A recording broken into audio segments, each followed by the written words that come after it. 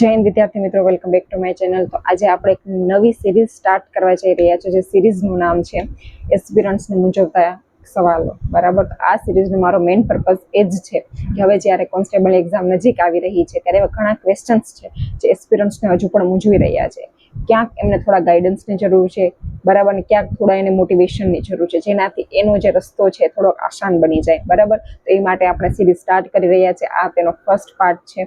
હવે તમારે આમાં કરવાનું એ છે કે તમને જે પણ ક્વેશ્ચન્સ મૂંઝવે છે અથવા તો જેનો જવાબ તમને ક્યાંયથી મળી નથી રહ્યો, અગાઉ પણ મને આમાં ઘણા લોકોએ અગાઉના જે મેં વિડીયો અપલોડ કરેલા છે એમાં કમેન્ટ કરેલી છે, તેમ છતાં પણ ક્યારેક એવું થઈ ગયેલું છે કે મારા ધ્યાનમાં એક ક્વેશ્ચન આવેલો નથી અથવા તો સ્કીપ થઈ ગયેલો છે। બરાબર, તો એવા જે પણ ક્વેશ્ચન્સ છે અથવા જે પણ તમને મૂંઝવે છે એવા જે ક્વેશ્ચન છે તમે આ વિડીયોના કમેન્ટ બોક્સમાં જરૂરથી મને જણાવો।